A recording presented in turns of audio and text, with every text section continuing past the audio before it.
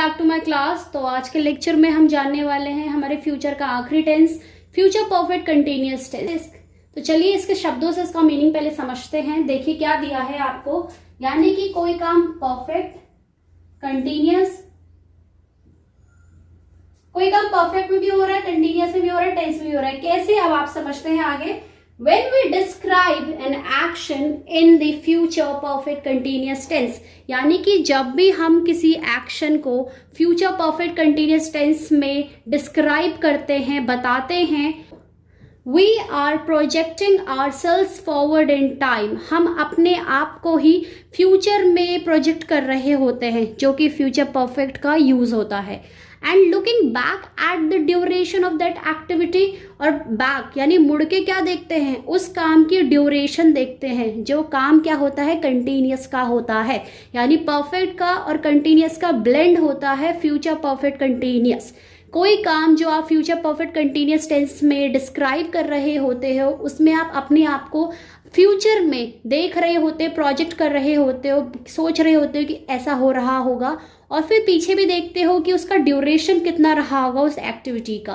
The activity will begin some time in the past, वो activity जो past में शुरू हुई, प्रेजेंट में चली और फ्यूचर में भी चल रही है, लेकिन एक्सपेक्टेड है, अंदाजा लगाया जा रहा है कि वो फ्यूचर में ही खत्म होगी। कैसे, सेंटेंस की मदद से समझिए। In January I will have been working at my company for 5 years, यानी कि जनवरी में मैं अपनी कंपनी के लिए या 5 साल तक काम कर रहा होऊंगा। तो यहाँ पे देखिए कि उसने काम स्टार्ट कब किया, when he start the work, पिछली जनवरी, यानी पिछले से पिछली 5 साल पहली वाली जनवरी में उसने काम स्टार्ट किया होगा, तो वो पास्ट का एक्शन हो गया। बीच में उसका काम कंटिन्यू हुआ और अभी वो फ्यूचर के लिए प्रोजेक्ट कर रहा है, यानी कि अगर अभी आप सोच लो कि आप चल रहा होगा आपका अक्टूबर या सितंबर, तो आप बोल रहे होगे कि अगली जो जनवरी आने वाली है उसमें मैं अपनी कंपनी को 5 साल के लिए एक तरीके से उसमें काम कर रहा होऊंगा या काम कर चुका होऊंगा।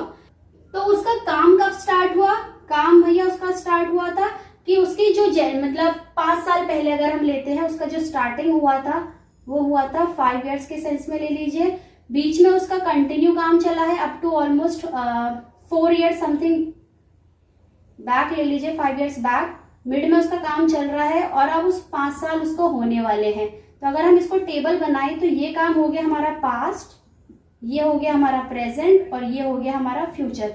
यानी कोई काम यहाँ शुरू हुआ, यहाँ भी चला और यहाँ भी चल रहा है, और यहाँ भी उम्मीद है कि वो आगे इतने समय तक चलेगा या इतना होगा। यानी अभी फ्यूचर आया नहीं है, बंदा यहाँ पे सोच रहा है कि फ्यूचर में वो इतना कर चुका होगा।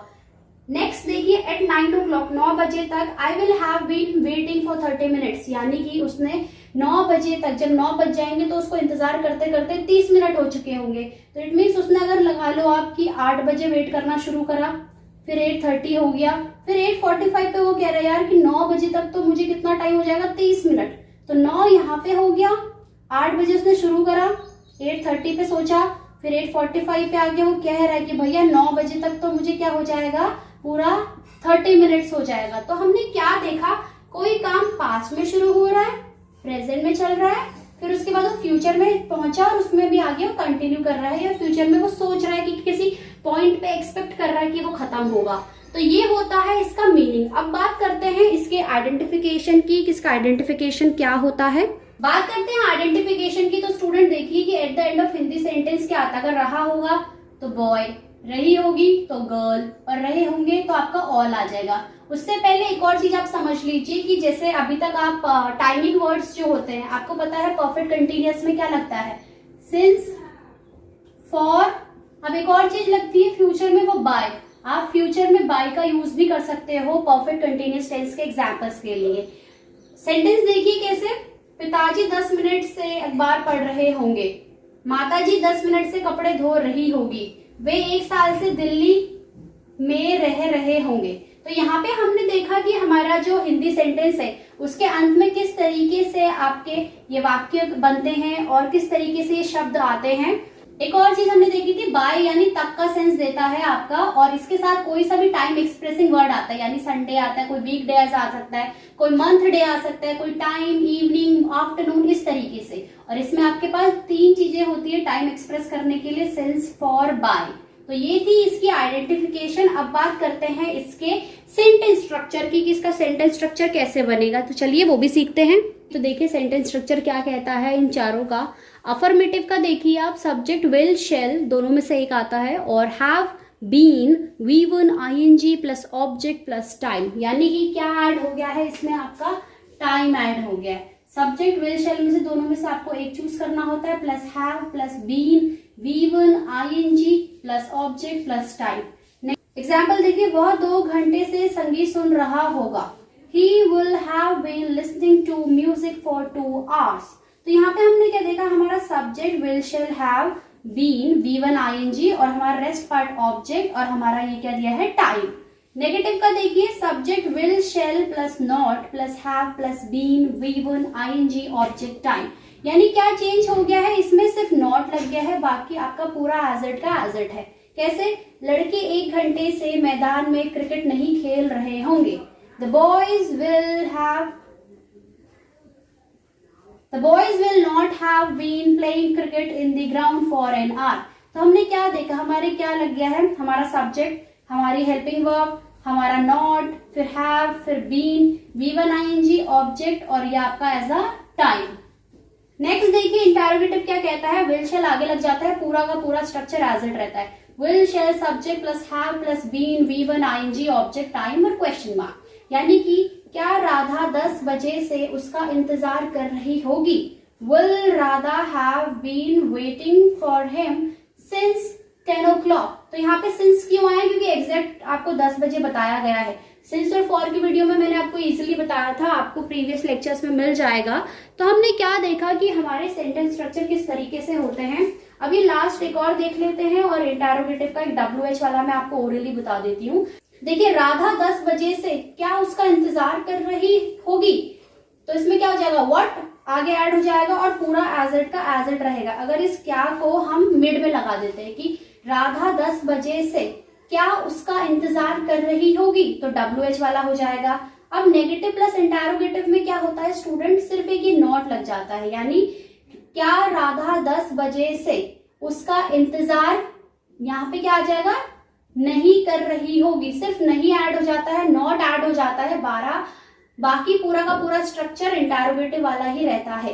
यानी कि will Radha according to rule यहाँ पे क्या लग जाएगा, आपका नॉट लग जाएगा। Will Radha not have been waiting, V1 के साथ क्या लग गया भैया, ing लग गया है, फॉर हिम सिंस 10 o'clock। तो ये होता है आपका फ्यूचर परफेक्ट कंटिन्यूअस का सेंटेंस स्ट्रक्चर। आप लोग स्क्रीनशॉट ले सकते हैं, और सेशन अगर अभी तक समझ आ रहा है तो फटाफट से लाइक कर दो, इसे शेयर भी कर दो, और अगर चैनल पर नए हो तो सब्सक्राइब करना ना भूलो।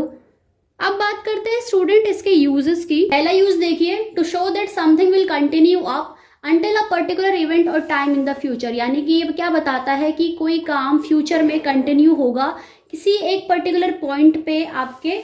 कैसे, Ram will have been teaching at the school for more than a year, यानी कि जो राम है वो 1 साल से ज्यादा उसको पढ़ाते हुए हो चुका होगा जब वो कहाँ के लिए निकलेगा, अमेरिका के लिए, by the time he leaves for America.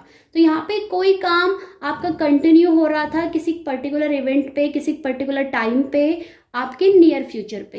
News देखिए, to talk about something that finishes just before another action और टाइम, यानी कि एकदम से कोई एक्शन खत्म होना और उसके बाद कोई एक्शन होना, यानी जैसे आई विल बी टायर्ड, मैं बहुत थक चुका हूँ, व्हेन आई गेट होम, जब मैं घर पहुंचूंगा, बिकॉज क्यों, I will have been walking for over an hour, क्योंकि मैं 1 घंटे से पैदल चल रहा हूँ। तो यहाँ पे हमें क्या बताया कि कोई एक्शन फिनिश हुआ किसी और एक्शन के टाइम के बताने के लिए। अब हमेशा की तरह 2 सेंटेंसेस आपके लिए एज अ होमवर्क। तो ये रहे वो 2 सेंटेंसेस स्टूडेंट आपके लिए कि पहला क्या है, मुख्यमंत्री जी 1 घंटे से स्टेज पर भाषण दे रहे होंगे। सेकंड देखिए, मैं अपना बिजनेस जून से शुरू कर रहा हूँ, यानी दोनों ही फ्यूचर के सेंस में बात हो रही है। तो अब आपको इनका ट्रांसलेट करना है अफर्मेटिव में। तो ये था आज की क्लास में। उम्मीद करती हूँ आज का सेशन आपको पसंद आया होगा, और अगर सेशन अच्छा लगे, समझ आए, तो फटाफट से कमेंट सेक्शन पे लिख दीजिएगा कि आपको सही लगा है, अच्छा लगा है, और कोई डाउट हो तो वो भी आप पूछ सकते हैं।